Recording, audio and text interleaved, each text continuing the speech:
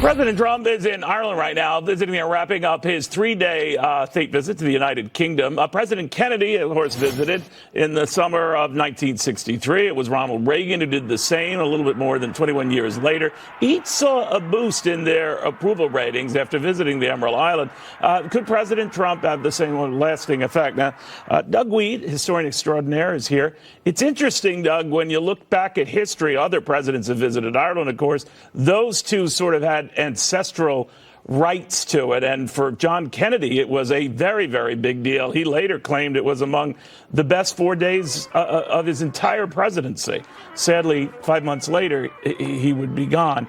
But what is it about this Emerald Island that does that? I think it's the fact that anybody can achieve something great with their life. The Kennedys were 3 generations away from abject poverty. John Kennedy's great-grandfather lived in poverty. Ronald Reagan's great-grandfather was a tenement farmer in Ireland.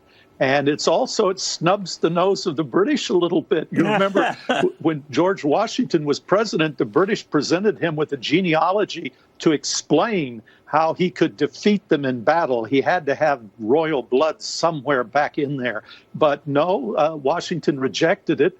The gift and said, from here on in America, it's what you aspire to be. And that's what comes from these Irish stories. You know, it's funny, too, that both presidential museums honoring John F. Kennedy and Ronald Reagan memorialized those visits to Ireland, and particularly the case of Ronald Reagan rebuilding and sending over from Ireland the very pub he visited when he was there. Yeah, we all have Irish stories. My great-grandmother came from Ireland, and her husband was killed in the Battle of the Little Bighorn, Custer's last stand. She remarried another Irishman from another brigade of the 7th Cavalry.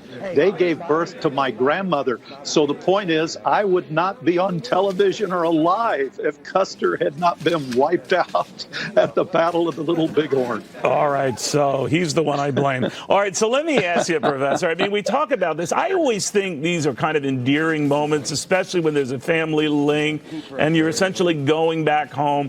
Now, for Donald Trump, of course, he's a more Scottish descent, not too far away. But again, it's an opportunity to connect in a sort of a non-official capacity with people who are universally loved the world over. Yeah, well, again, it raises this idea up that anybody can be president. And the thing about Donald Trump, yes, he's a billionaire. He owns a golf course. That's why one of the reasons he's visiting Ireland. He owns land there. But even so, in a way, Trump represents this anybody can do it, because he upset all the experts by winning the election. He upset all the experts by rebuilding the economy. So maybe some of that Irish dust will fall on his shoulders. Now, I'm wondering, too, I mean, obviously at the time John Kennedy went there, I mean, I guess they added to the itinerary his actual ancestral home, that it wasn't just going to be, you know, in Shannon, Ireland. He was going to go right back to where, you know, his grandparents started out and all the poverty you talked about. So there was an emotional connection, wasn't there?